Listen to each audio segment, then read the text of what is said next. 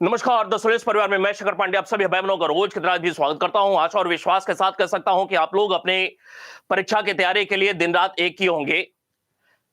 लगातार अलग अलग प्रकार के वीडियो के माध्यम से यह प्रयास किया जा रहा है कि आप लोगों की तैयारी बहुत मुकम्मल हो सके और हृदय से मैं चाहता हूं कि आप सारे लोग परीक्षा पास कर सके।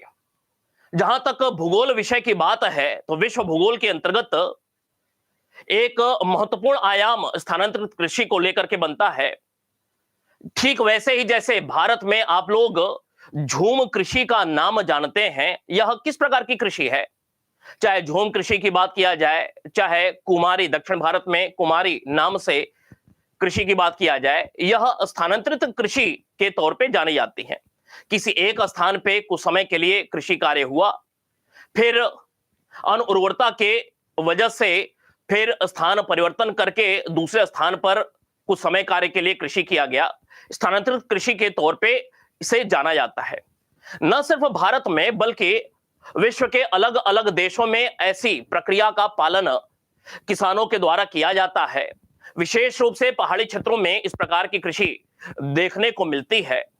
तो आज की क्लास में हम लोग विश्व के तमाम सारी ऐसी स्थानांतरित कृषि के विषय में जानकारी हासिल करेंगे।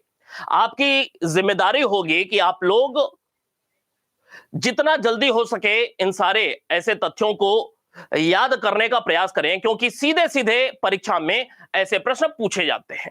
देखेंगे हम लोग, सबसे पहले बात किया जाए, इधर लिखा हुआ है नाम, स्थानांतरित कृषि का नाम लिखा हुआ है, इधर देश या क्षेत्र लिखा हुआ है लदांग। कहां पर? तो भाई इंडोनेशिया और मलेशिया देश में जो स्थानांतरित कृषि होती है उसे लदांग के नाम से जाना जाता है। लदांग नामक स्थानांतरित कृषि किस देश में? तो इंडोनेशिया और मलेशिया में लदांग नामक स्थानांतरित कृषि देखने को मिलती है। ठीक ऐसे ही आपको बस याद कर जाना है, ठीक है। मिल्पा की बात किया जाए तो मिल्पा नामक स्थानांतरित कृषि किस क्षेत्र में? मध्य अमेरिका और मैक्सिको देश वाला क्षेत्र है जहां पे स्थानांतरित कृषि का नाम मिल्पा है। मिल्पा कहां पे? मध्य अमेरिका और मैक्सिको के देश में। रोका नामक स्थानांतरित कृषि कहां पर देखने को मिलती है? तो ब्राजील में, और यह प्रश्न न जाने कितनी बार अलग अलग परीक्षाओं में पूछा जा चुका है। झूम कृषि की बात करें तो झूम कृषि नॉर्थ ईस्ट इंडिया के क्षेत्रों में देखने को मिलता है। उत्तर पूर्वी भारतीय क्षेत्र में झूम कृषि, स्थानांतरित कृषि का अनुपालन किया जाता है। जबकि वेनेजुएला की बात किया जाए तो वेनेजुएला में जो स्थानांतरित कृषि है उसे कोनुको के नाम से जाना जाता है। किसे? वेनेजुएला में स्थानांतरित कृषि को कोनुको के नाम से जाना जाता है। प्रश्न कैसे पूछा जाता है? 4 इधर स्थानांतरित कृषि के नाम आ गया और 4 उस तरफ देशों के नाम आ गया, क्षेत्रों के नाम आ गया। मिलान करने के लिए एक प्रश्न निश्चित रूप से बनेगा, याद जरूर कर लेना है। टावी की बात किया जाए तो टावी नामक स्थानांतरित कृषि कहां पे? मेडागास्कर, ये जो अफ्रीका का यह जो पश्चिमी क्षेत्र है तो वहीं पे एक द्वीप आपको देखने को मिलता है मेडागास्कर। तो टावी नामक स्थानांतरित कृषि कहां पे? मेडागास्कर में देखने को मिलती है।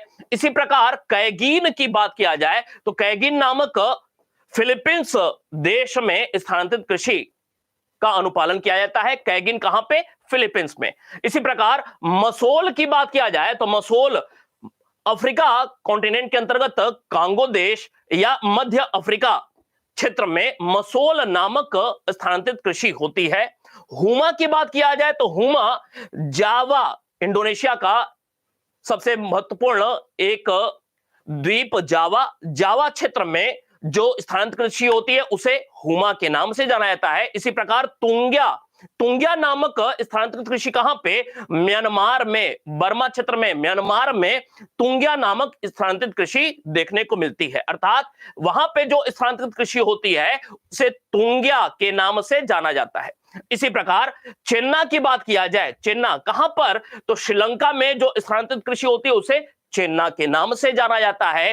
लोमन स्थानांतरित कृषि कहां पर? तो पश्चिम अफ्रीका के क्षेत्रों में लोमन नाम से स्थानांतरित कृषि देखने को मिलती है। तमाराई कहां पर? तो तमाराई थाईलैंड में जो स्थानांतरित कृषि होती है उसे किस नाम से जाना जाता है? तमाराई के नाम से जाना जाता है।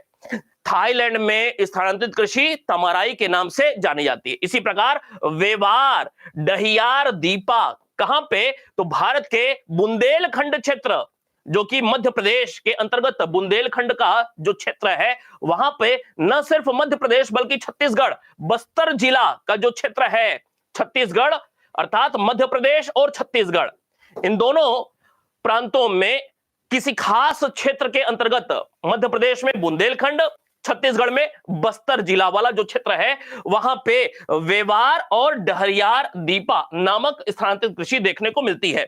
इसी प्रकार जारा तथा एरका, जारा और एरका कहां पे? दक्षिण भारतीय राज्यों में जारा और एरका नाम से स्थानांतरित कृषि देखने को मिलती है। इसी प्रकार दो तीन और, बन्ना, यह है बन्ना, बन्ना, बन्ना नामक स्थानांतरित कृषि कहां पे? तो दक्षिण पूर्वी राजस्थान में। कहां पर? दक्षिण पूर्वी राजस्थान में बन्ना नाम से स्थानांतरित कृषि देखने को मिलती है। पोडू की बात किया जाए तो पोडू कहां पे? आंध्र प्रदेश में, और यह भी प्रश्न कई बार पूछा हुआ है। कुमारी की बात किया जाए तो कुमारी केरल के पश्चिमी घाट के जो पर्वतीय क्षेत्र हैं, केरल, कहां पे? केरल, केरल में कुमारी नाम से स्थानांतरित कृषि देखने को मिलती है पर्वतीय क्षेत्रों में। कमान, विंगा तथा धावी कहां पे? उड़ीसा में, उड़ीसा में कमान, विंगा और धावी नाम से स्थानांतरित कृषि देखने को मिलती है। तो यह कुछ 10-15 हम लोगों ने आज की क्लास में इस वीडियो के माध्यम से स्थानांतरित कृषि के विषय में जानकारी हासिल किया। आशा और विश्वास के साथ कह सकता हूं कि आप लोग फटाफट इन सारे के सारे स्थानांतरित कृषि के नाम को और संबंधित क्षेत्र को याद भी कर लेंगे, और लगातार इस प्रकार की छोटी छोटी वीडियो के माध्यम से हम लोग ऐसे 100 के लगभग तथ्यात्मक जानकारी हासिल करने का प्रयास करेंगे। मिलते हैं अगली क्लास में। धन्यवाद।